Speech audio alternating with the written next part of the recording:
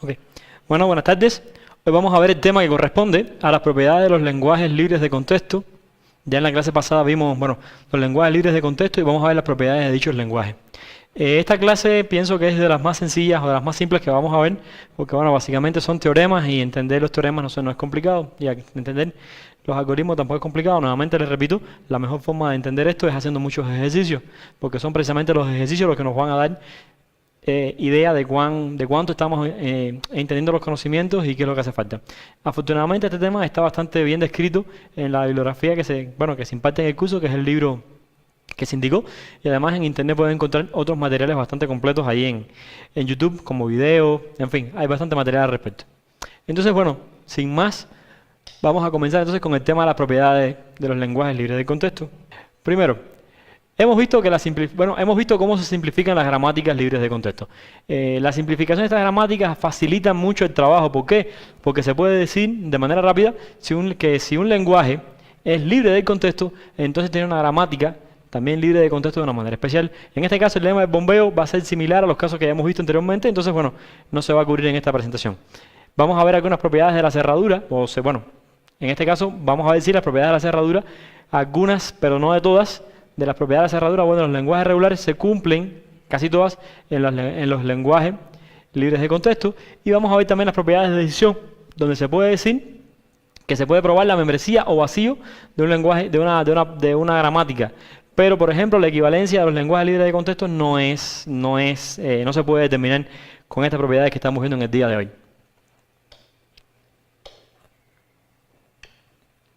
De esta manera, primero que todo hay que partir de la forma normal de Chomsky. Noam Chomsky es un lingüista muy reconocido en Estados Unidos, todavía está vivo. Él es el que ha propuesto casi todas las cosas, bueno, muchas de las cosas que hemos visto en este curso. Primero la forma normal de Chomsky, ¿qué es lo que plantea? Primero, que se puede demostrar que todo lenguaje libre de contexto sin épsilon transiciones, se puede generar por una gramática también libre de contexto, donde todas las producciones van a tener esta forma. Y aquí es interesante ver algo. Siempre van a tener esta forma que estamos viendo del lado de acá. Vamos a ver que las gramáticas que tengan esta forma pueden generar una gramática libre de contexto. Vean aquí lo interesante. La regla se puede ver que del lado derecho implica o genera en este caso a una producción de tipo BC, donde B es una variable y C es una variable o bien un terminal. Quiere decir, aquí hay algo interesante. Primero, que una regla va a tener dos implicaciones o bien un terminal, y esto lo vamos a ver más adelante porque es interesante. Aquí se dice que, bueno, que se quiere demostrar que todo el lenguaje libre de contexto sin épsilon transiciones se va a generar por una gramática libre de contexto donde todas las producciones van a tener la forma que ya les indiqué. ¿Ok? Bueno, en este caso A, B y C van a ser variables y A minúscula es un terminal. De esta manera se nos ocurre pensar de que cualquier lenguaje, cualquier expresión se puede ajustar a esta forma o a esta manera que está aquí, y esto va a ayudar bastante a la hora de simplificar los lenguajes. Bueno, a esto se le conoce como una gramática,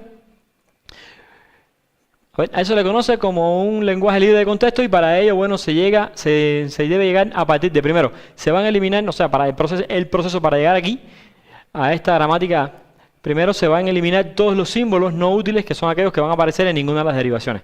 Puede ser caso donde hayan derivaciones que no llegan a ningún lado, que sencillamente se produce la regla, pero que esta regla nunca es alcanzable. Eso lo vamos a ver más adelante en los ejemplos que se van a ver acá. Que no aparece ninguna derivación de la forma donde S deriva en este caso en un terminal para el símbolo de inicio S y la cadena de símbolos terminales W, lo que les decía. Primero hay que eliminar todos los símbolos no útiles. ¿Quiénes son los símbolos no útiles? Bueno, aquellos que no van a aparecer en ninguna de las derivaciones, que sin embargo existen, pero no aparecen en ninguna de las derivaciones. Además, se van a eliminar todas las producciones, o se deben eliminar todas las épsilon producciones o todas las que también tengan la transición vacía. Esto es, producciones de este tipo, o derivadas de ellas. Todo lo que sea de esa manera o derivado de ello van a ser eliminados. Y además se van a eliminar las producciones unitarias. ¿Cuáles son las producciones unitarias?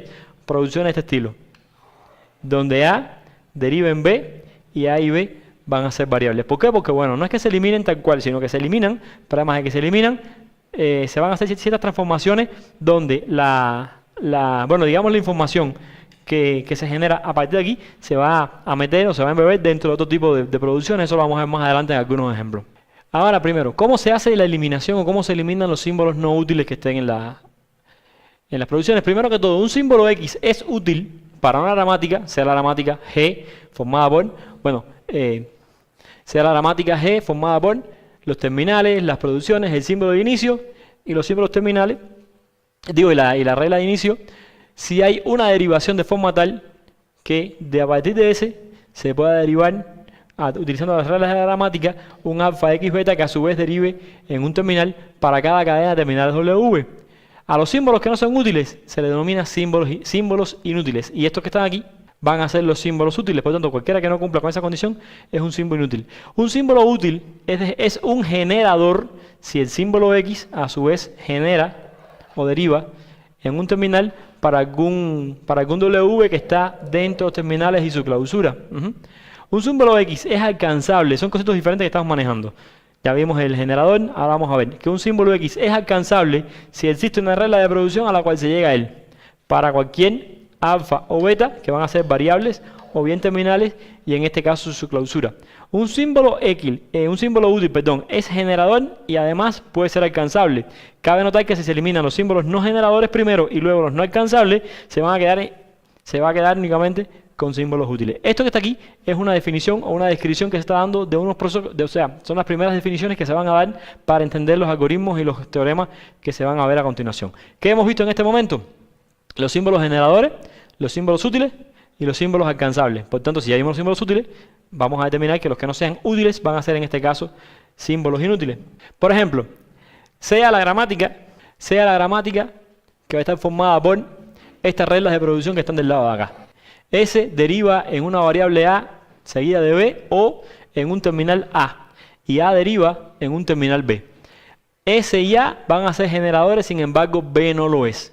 ¿Por qué B no lo es? Bueno, S es generador porque a partir de S se van a generar estas reglas. A es generador porque a partir de A se va a generar esta regla que está del lado de acá. Sin embargo, B no genera nadie. Por eso es que B no es generador, pero S y A sí lo son. Si se elimina B, entonces también se tiene que eliminar la regla S, A y B, dejando la gramática de la siguiente manera.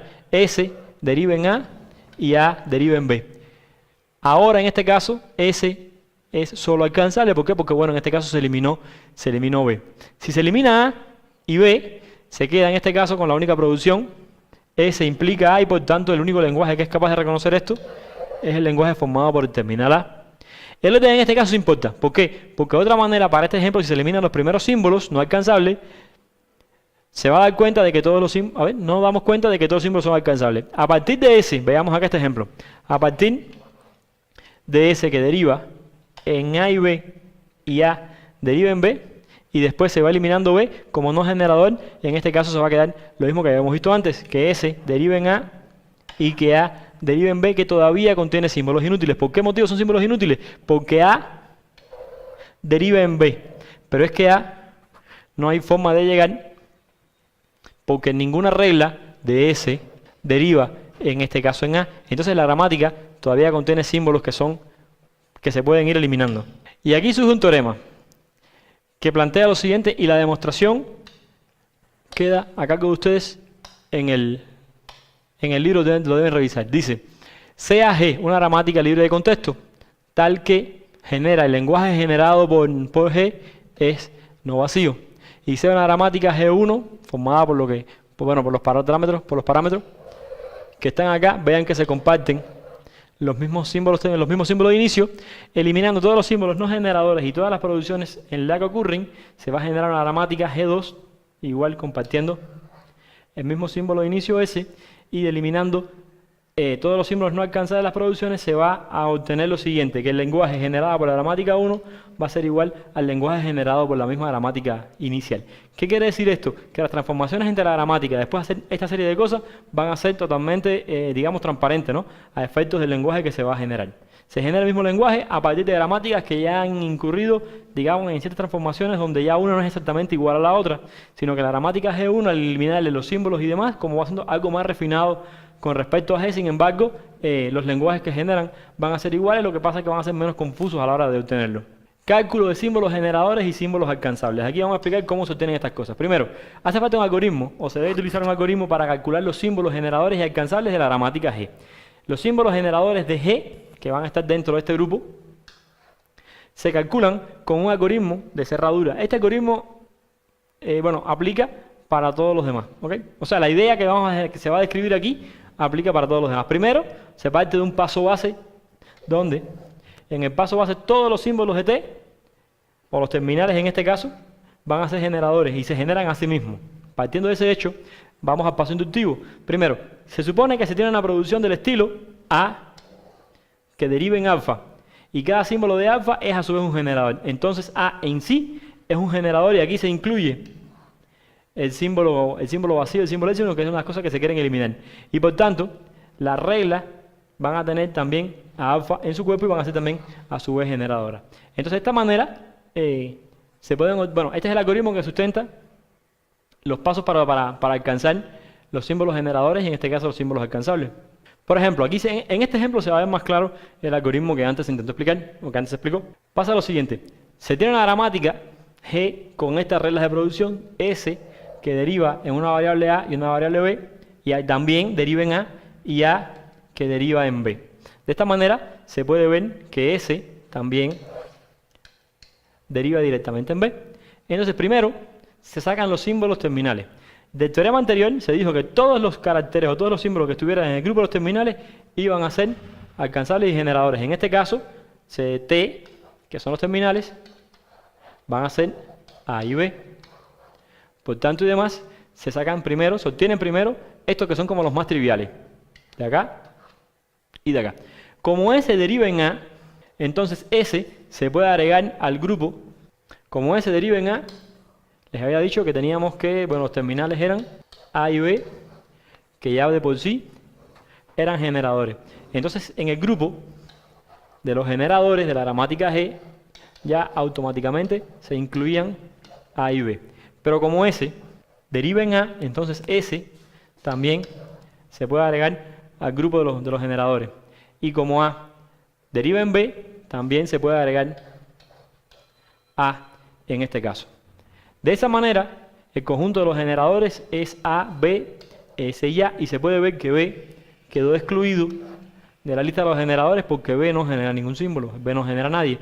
B es una transición, digamos, intermedia, y en este caso es inútil. No genera nadie, por tanto, B es inútil.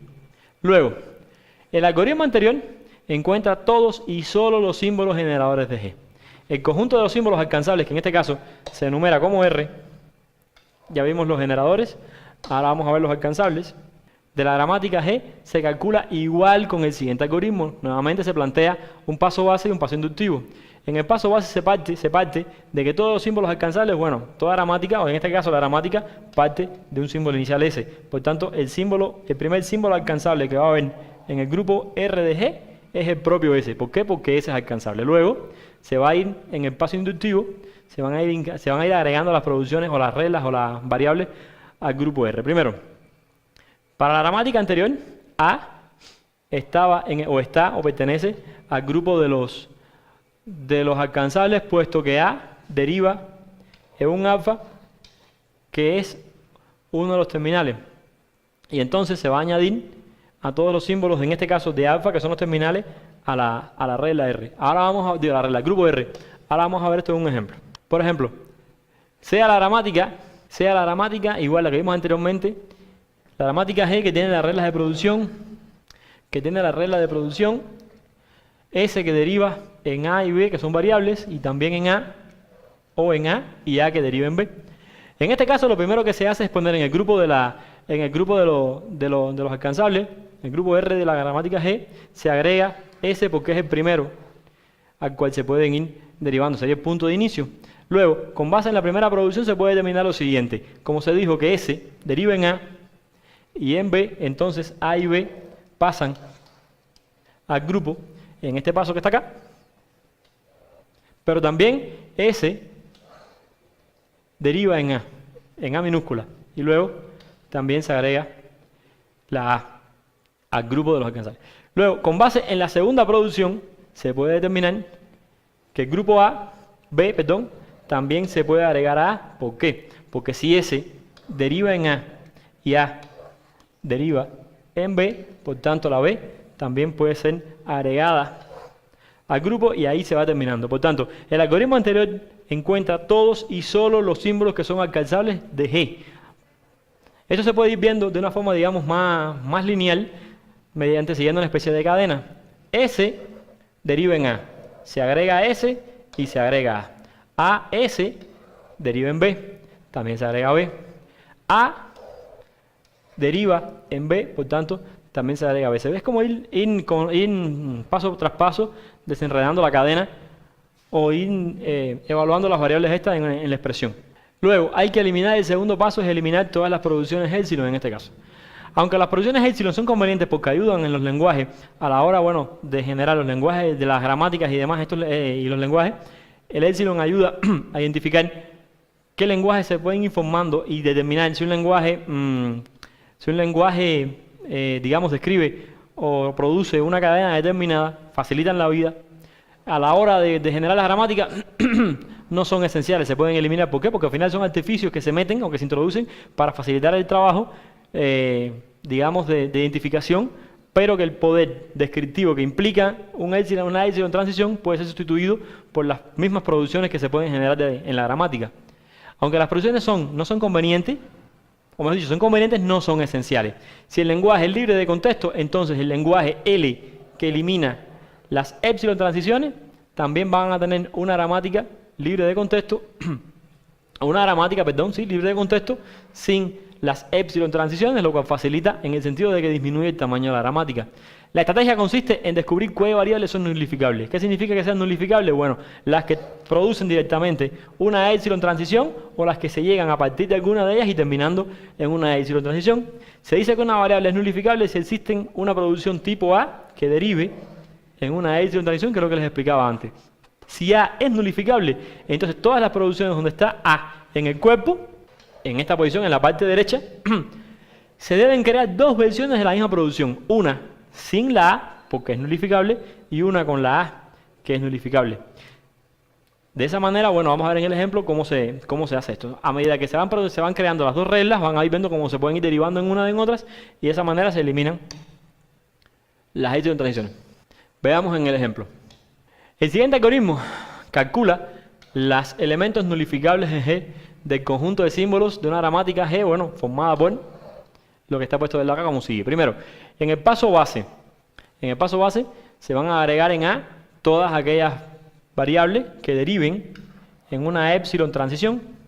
Y en el paso inductivo, si tenemos varias producciones que son nulificables, entonces se van a también agregar al grupo de las nulificables. Si A implica o deriva en varias producciones que son nulificables, entonces A se va a agregar al grupo o se va a incluir en el grupo de las nulificables. Se debe tener en cuenta que cada una de estas CI que están acá tiene que tener al menos una variable nulificable en el cuerpo para que entonces puedan ser consideradas como tal. En el siguiente ejemplo se va a explicar esto de una manera un poco más clara. ¿O no? Todavía no habíamos llegado al ejemplo. Dice acá, cualquier gramática G, los únicos símbolos nulificables son las variables encontradas por el algoritmo anterior. Todo lo que se encuentra en el algoritmo anterior, van a ser las variables nulificables. Una vez que se conocen los símbolos nulificables, se puede transformar G en Gen1, como sigue de la siguiente manera, donde ya G, que es la que contiene los nulificables, se va a transformar en un Gen1 que ya excluye los nulificables. Al final lo que quiero que vean es lo siguiente: se agarra la gramática G y como que se va filtrando, como que se le van quitando cosas que al final facilitan el uso de la gramática G1, puesto que queda más clara. Para cada producción del tipo A que deriva en estos que están aquí, con M mayor que K, o sea, con M mayor que K símbolos nulificables, se puede reemplazar por dos M reglas, lo que se había dicho. Si teníamos una regla con un valor nulificable, entonces en este caso se producían dos, una que contenía el nulificable y una que no contenía el nulificable.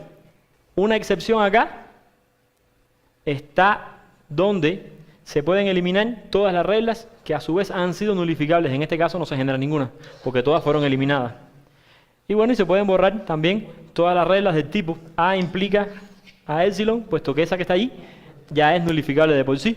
Se ve, en este ejemplo se puede ver más claro lo que les estaba explicando. Primero, se debe considerar la gramática formada por estas reglas de producción que están del lado de acá. S deriva en A y B, donde A y B son variables. A su vez deriva en un terminal una variable A o la cadena vacía, y B deriva en una variable B, en un terminal B, en una variable B y también la cadena vacía. En este caso A y B son nulificables. ¿Por qué motivos? Porque tienen a epsilon como parte de sus producciones. También es nulificable S. ¿Por qué motivo? Porque S deriva en A y deriva en B, y ellos dos de por sí son nulificables. Ahora, para construir las nuevas reglas de producción sin las epsilon transiciones, lo que se hace es partir de aquí, de esta primera regla. Y se deben agregar, en este caso, reglas que ya no incluyen la parte nulificable. ¿Qué significa eso? Que se agarra S, como S deriva en A y B, y A y B son nulificables, bueno, A se agrega la versión B y se agrega la versión AB, que es justamente lo que están haciendo o lo que se hace del lado de acá. En ese caso ya se pueden ir eliminando las reglas nulificables en este paso. En el segundo paso, o más adelante, lo que se hace es lo siguiente.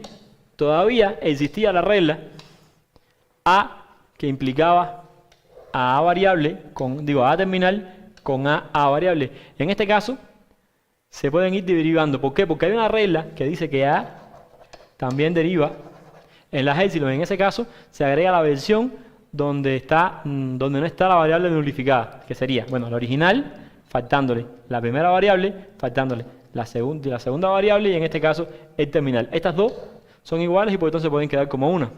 Finalmente, para B se hace exactamente lo mismo. Lo que ya se sabía, bueno, para B la gramática es igual, lo mismo que el paso de para A, y entonces en este caso la gramática va a incluir nuevas reglas. En este caso, A y B, estas que están aquí y estas que están del lado de acá. Se puede ver que ya allí se eliminaron las epsilon transiciones y las variables que son nulificables, aquellas que de alguna manera, haciendo algunas derivaciones, también se terminaban en las epsilon transiciones. De esta forma se puede ver que siguiendo S, siguiendo S y siguiendo las reglas de producción, siempre se va a terminar con un terminal A y con un terminal B. Quiere decir esto que todos los símbolos van a ser alcanzables. ¿Por qué? Porque de S se puede llegar a A, de A se puede llegar, siguiendo cada una de las producciones, hasta esto que está aquí, o esta que está del lado de acá. La gramática anterior no cambia el lenguaje. Esta misma gramática está aquí, G, que era la inicial, que ya incluía las epsilon transiciones, es equivalente a un gen 1, lo que en este caso no van a haber epsilon transiciones, y por tanto llamar los lenguajes, por el teorema que vimos al inicio, el lenguaje que se genera acá es equivalente o igual al lenguaje en este caso que se genera del lado de acá, lo que ya no están incluidas las epsilon transiciones. Les decía, al final esto se puede ver como una versión más refinada de esta que está aquí. Si la gramática G1 se construye a partir de una gramática G con las construcciones anteriores, para eliminar las epsilon transiciones, es lo que les estaba diciendo, los lenguajes que se van a formar van a ser equivalentes, excepto que uno ya no incluye las epsilon transiciones, puesto que las gramáticas en sí, las gramáticas que generan los lenguajes, pues no lo incluyen. Ahora se deben eliminar las producciones unitarias. ¿Cuáles son las producciones unitarias? Bueno, son las producciones del estilo A deriva en B. Cosas de ese estilo. Primero que todo, para hacer esto, A o B, A deriva en B, es una producción unitaria cuando A y B son variables. En este caso, bueno, están en el grupo de las variables. Y las producciones unitarias se pueden eliminar. ¿Cómo? Bueno, siguiendo un procedimiento que está bastante claro. Primero que todo, se puede esta gramática que I genera o deriva en símbolos terminales por acá, en una variable con un símbolo terminal, una variable con un símbolo terminal, una variable con un símbolo terminal y una variable con otro símbolo terminal. En este caso, F deriva en una variable y además de eso, en un terminal, una variable y un terminal. T a su vez también deriva en una variable o una variable, multiplicación, otra variable. E deriva en un terminal más una variable que suma con otra variable. En este caso existen producciones unitarias. ¿Cuáles son las producciones unitarias? Bien, las que tienen esta forma del lado de acá, por ejemplo, esta del lado de acá, por ejemplo, esta del lado de acá, por ejemplo. Y las pueden ver del lado de acá. E que deriva en T, T que deriva en F y al final F que deriva en I. Se puede expandir en este caso T mediante las siguientes producciones o mediante la siguiente manera. Si E deriva en T y T está claro que es un terminal, pero que a su vez también deriva en F, y F puede ser este del lado de acá, esta expresión, se puede expandir para eliminar entonces el carácter terminal t, o la variable terminal, o la variable, perdón, t, mediante la sustitución en e de lo que deriva, en este caso t. Pero es que f también es un terminal, digo, es una variable unitaria, y en este caso lo que se hace es sustituir en el paso anterior f por su equivalencia. Y de nuevo pasa lo mismo, y es una variable unitaria, por lo cual también se puede extender. Y de esa forma, e va a quedar como se define aquí. Esto lo que hace es agarrar cada una de las variables que tienen caracteres unitarios o variables unitarias en este caso, y se expanden por sus versiones o por sus variantes más completas. Y de esa forma, bueno, pues se van eliminando todas las producciones unitarias. Se puede ver que tenía expresiones unitarias o variables unitarias, ya no incluye ninguna variable unitaria. Incluye a un terminal, una variable más un terminal, una variable más un terminal, y así, y ya se eliminaron las transiciones unitarias. Esto también ayuda a eliminar producciones innecesarias en las gramáticas que al final no aportan nada, o no aportan mucho, puesto que su valor ya está incluido dentro de la misma regla de producción que se genera nuevamente. El método de expansión que antes se describió trabaja siempre y cuando no hayan ciclos en la regla. ¿Qué significa un ciclo?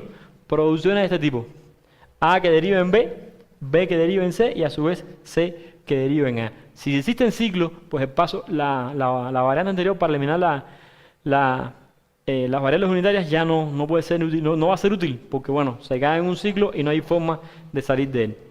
En este caso, para calcular el cálculo de las variables unitarias en G, que va a ser U de G, dado como todo el conjunto de todos los pares unitarios que están allí, se va a utilizar el siguiente algoritmo de cerradura que se explica a continuación. Primero, se parte de agregar A con A, hemos dicho A, A, que es un par unitario para cualquier variable, porque A, siguiendo una clausura y una derivación, o sea, una derivación y su clausura, también deriva en A misma en 0 pasos en este caso. Por tanto, el grupo inicial de los unitarios va a estar formado por lo que se plantea acá. Y en el paso inductivo, se supone que A y B también pertenecen al grupo, el par A, B pertenece al grupo de los unitarios, ya que B deriva en C, pero C a su vez es también una variable, por tanto también se agregan A y C al grupo. Este algoritmo encuentra todos y solo aquellos pares unitarios de una gramática libre de contexto G. Aquí adelante se verá un ejemplo ahora de cómo funciona. Para eliminar las producciones unitarias, primero que todo se debe proceder como indica este algoritmo. Dada una gramática G, que está formada, bueno, por la definición que está dado, se puede generar una gramática G1 encontrando primero todos los pares unitarios de G. Luego que se encuentran los pares unitarios para cada par unitario de este estilo, se debe añadir a P1 todas las producciones A tipo A que derivan en un terminal, donde en este caso sería B, donde B también deriva en terminal, es una producción no unitaria en A. Se debe notar que es posible tener en este caso la misma regla de producción, y de esta manera P1 va a contener todas las producciones unitarias que existen en P. Acá se puede ver la definición de lo que se estuvo diciendo.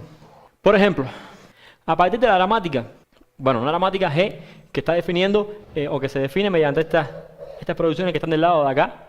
I deriva en todo lo que dice de aquí, F deriva en todo esto, T deriva en todo esto y E deriva en todo esto. Primero se debe crear un conjunto para las producciones utilizando el primer elemento del par como cabeza y todos los cuerpos unitarios del segundo elemento del par como cuerpos de las producciones. Y es lo que se ve del lado de acá. El par E, E que deriva en sí mismo, se incluye con esta producción que está aquí. El par E, T se define como esto que está acá. El par E, F, bueno, en fin, así hasta todos los pares de las definiciones, que las producciones que se van viendo acerca de cómo se van eliminando. Además de eso, una vez que ya está todo listo, se deben eliminar o se debe continuar con la eliminación de las reglas unitarias. Para este caso, la gramática resultante es esta que se ve del lado de acá, donde ya no hay ningún tipo de producción unitaria. Todas fueron eliminadas. Entonces, bueno, como resumen, para limpiar una gramática lo primero que hay que hacer es eliminar las producciones epsilon, después eliminar las producciones unitarias y por último eliminar los símbolos inútiles. Esto tiene que hacerse en este orden. ¿Por qué? Porque, bueno, a medida que se va modificando cada una de las gramáticas van apareciendo otros símbolos y por tanto tiene que seguirse este paso que se define o estos pasos que se siguen del lado de acá. Ahora se va a escribir, bueno, esto se va a explicar con la forma normal de Chomsky. Ahora se va a mostrar que cada gramática libre de contexto, o que cada lenguaje libre de contexto no vacío, sin épsilon transiciones, tiene una gramática sin símbolos inútiles, de tal manera que cada producción va a tener la forma, como se había dicho al principio, B y C, y esto va a ser equivalentes, y esto va a ser equivalente a todo lo que se mencionó antes, donde B y C van a pertenecer a los terminales y a las variables. Perdón, donde B y C pertenecen a T y a los terminales. Ok, para hablar de esto se va a iniciar con alguna gramática libre de contexto y con su lenguaje. Primero se va a limpiar la gramática, se van a hacer que todos los cuerpos de longitud 2 o más, se van a reducir todas aquellas producciones que tengan más de 3 variables, o más de 2 variables, perdón, en su parte derecha, y se van a dividir los cuerpos de 3 o más en este caso, en una cascada de producciones que vamos a llegar al final a quedarnos con 2 producciones, con 2 variables en cada regla. Para el paso 2, cada terminal al que va a aparecer un cuerpo de longitud mayor o igual que 2, se va a crear una nueva variable donde se va a reemplazar, bueno, una nueva variable A, donde en este caso se va a reemplazar A por todas aquellas variables que tienen más de tamaño 2 y después se agrega la nueva regla. En el paso 3, cada una de las reglas de la forma, estas que están aquí, que son mayores que 3, puede verse que tiene más de 3 variables en el cuerpo, se va a introducir las variables nuevas C2, las cuales se van a formar de esta forma. En fin, lo que les quiero decir es lo siguiente: si se tiene una variable del tipo A que deriva en B, C y D, hay que buscar la manera, incluso E, hay que buscar la manera que solamente quede esto del lado de acá, y eso se puede lograr de la siguiente forma: A deriva, digamos, en B, y llamemos al siguiente, no sé, C1, y C1 deriva en C, que sería esta C que está del lado de acá, y llamémoslo C2, y C2 deriva entonces en D y en un C3, que C3 sería quien derive en A. De esa manera, esta gramática o esta producción, esta regla de producción grande, se descompuso en una cascada de producciones de tamaño 2, como la gramática de Chomsky o como la forma normal de Chomsky propone. Por ejemplo, se inicia una gramática en el paso 1, el cual ya está hecho, y después de esto se pueden ver, bueno, por ejemplo, que esta que está aquí tienen 2 por acá, pero por aquí tiene más de 2. Para el paso 2 se deben introducir las nuevas variables, lo cual va a quedar de la siguiente manera. En este caso, A deriva en A, B deriva en B, Z se incluye una nueva, deriva en 0, O se incluye nueva, deriva en 1, P también se incluye nueva, deriva en el símbolo de más, M deriva en la multiplicación, L en un paréntesis y R en otro paréntesis. Sabiendo eso que está ahí, se van a sustituir, se van a agregar estas nuevas reglas de producción a las que ya existían, y las que existían se van a ir intercambiando por las nuevas reglas. De esta manera, este símbolo que está acá, de más, se va a sustituir con una P, el símbolo de multiplicación se va a sustituir por una N. Y de esa forma, por ejemplo, E ya incluiría a E, que deriva en E, P y T. También en T, M y F, que tienen más de dos variables en su cuerpo. Y al reemplazar, se va a tener, como les había dicho, una que tiene 3 por acá, una regla que tiene 3 por acá, otra que tiene 3 por acá, otra que tiene 3 por acá. Se deben identificar, y después de eso se van a incluir nuevas variables que van a hacer que todas estas terminen teniendo, terminen teniendo como mucho 2 variables en su cuerpo. ¿Cómo se logra eso? Bien, reemplazando en el caso de la primera variable, en el caso de la primera regla de producción, que es E, que deriva en EPT, en este caso E se va a reemplazar por un C1 y C1 se va a reemplazar por esto que está aquí. Quiero que vean cómo hay equivalencia en esta parte de la regla con esta nueva parte, con estas nuevas 2 reglas. Al final el sentido de lo que les venía diciendo es una forma equivalente de explicar lo mismo, lo que en este caso es más clara. Tal vez no es más simple llegar allí, pero bueno, eso es más claro. En el caso de la expresión E, que deriva en la variable TMF, se descompone en este caso por E, que deriva en TC2, T, que deriva en TC2 y C2, que deriva en MF. Esto que está aquí, nuevamente, es equivalente a lo que se mencionó en este punto del lado de acá. Lo mismo se hace con el paso o con la variable E y con el de abajo. Estas nuevas reglas que están aquí van a ir reemplazando las que ya existían y se van a ir agregando las nuevas. De esa manera, las reglas de producción de la gramática van a ser más, pero van a ser más simples, van a ser más pequeñas. Al final, la gramática libre de contexto, que va a explicar el lenguaje que ya se había hablado, véanlo, aquí está. Estas son las reglas de producción de esa gramática. Se puede ver, por ejemplo, que ninguna producción tiene más de 2 símbolos, que era lo que correspondía con la forma normal de Chomsky. Se puede ver del lado de acá y también se puede ver, bueno, todos tienen 2. Esto, y aquí están las nuevas reglas de producción que se agregaron para hacer posible todo el cambio. O sea, serían las iniciales modificadas y además las nuevas que se fueron creando para llegar a la forma normal de Chomsky. Aquí les pongo un ejemplo. Encuentro una gramática equivalente, o mejor dicho, un ejercicio. Encuentro una gramática equivalente a lo que se plantea del lado de acá. A esta gramática que está aquí y a esta gramática que está aquí. Ese ejercicio sería bueno que ustedes lo pudieran hacer, aunque aquí viene la solución después. Bueno, sería bueno de que ustedes lo pudieran hacer por su cuenta y verificaran lo que les den con los resultados. Primero que todo, recuerden los pasos. Hay que eliminar las épsilon producciones, los símbolos unitarios y las cadenas vacías. El algoritmo, bueno, hay que irse guiando por los pasos de los algoritmos que ya se han ido explicando para ir obteniendo la gramática equivalente, en este caso sin símbolos inútiles, que al final es lo que se busca, filtrar esto para que quede sin símbolos inútiles. Lo mismo para el caso de aquí, para este caso de acá. Y bueno, en el ejercicio de abajo, primero hay que eliminar las épsilon producciones, además de eso las producciones unitarias, los símbolos inútiles y finalmente llevarlo a la forma normal de Chomsky. Se puede ver claramente de que aquí hay una producción que se puede llevar a la forma normal de Chomsky. Eso, bueno, eso es un ejercicio, les repito, que después viene la explicación, pero sería bueno que ustedes lo hicieran y que evaluaran contra la explicación para que vieran si fueron capaces de hacerlo y entenderlo o no. Ahí está la solución, no se los voy a explicar, para que lo puedan hacer. Aquí está la solución 2, paso a paso, creo que está bastante bien explicada. Igual lo dejo para que ustedes lo terminen. Y vamos a ver las propiedades de la cerradura de los lenguajes libres de contexto. Primero, existen varias propiedades de los lenguajes libres de contexto, entre las cuales la más importante está la sustitución, esta que está aquí. Se asigna un alfabeto y se supone que para cada uno de los símbolos de ese alfabeto se define un lenguaje arbitrario, en este caso un lenguaje LA totalmente arbitrario. Estos lenguajes definen una función S o una sustitución, o lo que es lo mismo de que si se tiene una palabra o una cadena, es una cadena de allí, del alfabeto y su cerradura. Se puede ver que la concatenación de los lenguajes producen palabras, producen, digamos, cadenas que también forman parte de los lenguajes libres de contexto, o ese lenguaje libre de contexto. Aquí hay un ejemplo.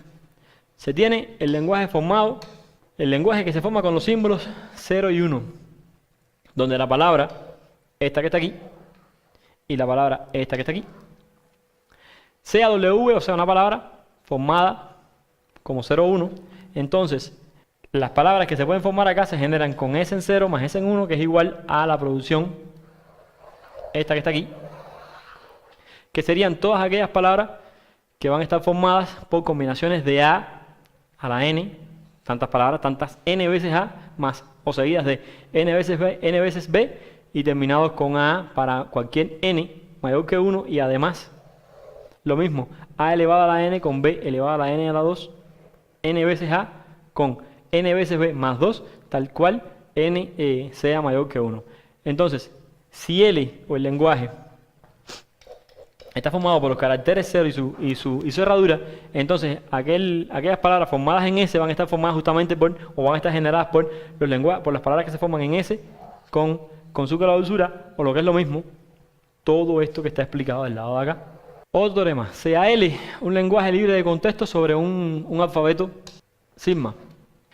Si S es una sustitución tal que S en A su vez va a ser un lenguaje libre de contexto para todo A que pertenece al mismo sigma, entonces S en L va a ser también un lenguaje libre de contexto.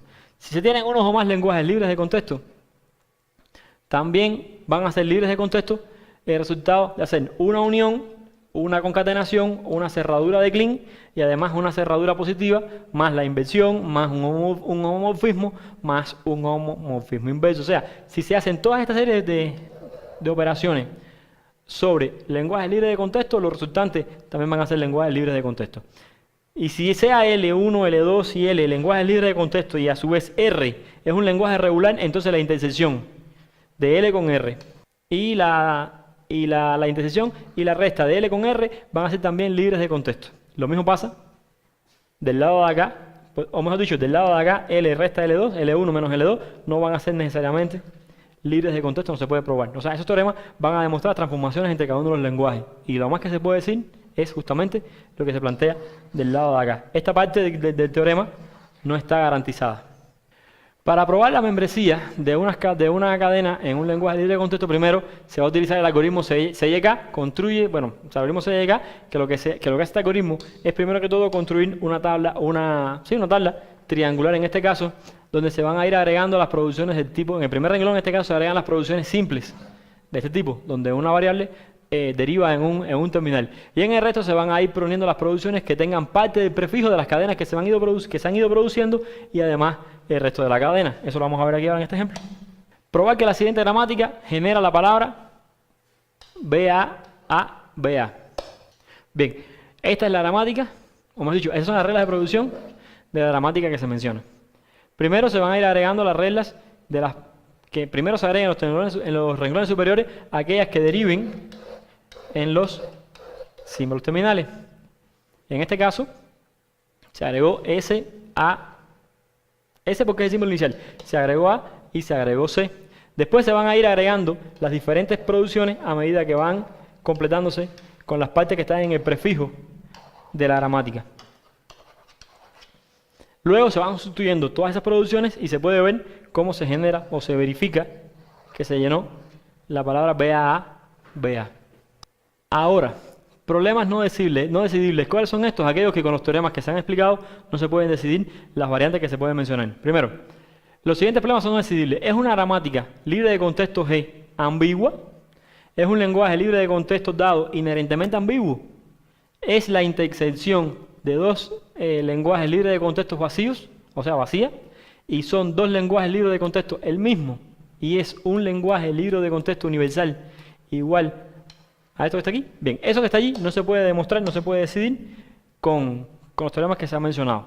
¿Qué significa eso? Bien, que podemos decir todo que que justamente los teoremas que se vieron lo que hacen es mencionar, o lo que se puede demostrar son las partes que se han dicho, excepto estas que están del lado de acá. Bueno, y con eso creo que ha sido toda la parte teórica de la clase de hoy. Les voy a dar unos minutos para que puedan responder el ejercicio que les dejé antes y que vean si les funciona o si les da igual que el anterior o que el siguiente. Bueno, chicos, les había dejado un ejercicio para que pudieran hacer. Este ejercicio lo voy a dejar para que lo terminen. Y las dudas, por favor, que sé que van a quedar algunas, las ponen en el foro, que me sorprende de que todavía no han aparecido muchas preguntas en el foro. Las dudas que puedan quedar sobre esto, las ponen en el foro y a lo largo de la semana se van a estar resolviendo. De todas maneras, la siguiente clase va a ser la última clase de teoría, es la que tiene que ver con las máquinas de Turing. Esta es otra forma, de unos autómatas allí. Después de esta clase vamos a tener al menos una clase más donde vamos a poder resolver ejercicios, donde vamos a poder buscar todas las dudas que puedan quedar. Sería bueno que pudieran hacer ejercicios, que los pudieran ir resolviendo, y los que no, que los pongan en el foro para tenerlos en cuenta para esas próximas sesiones, poderlos resolver. Con esto hemos terminado la clase del día de hoy.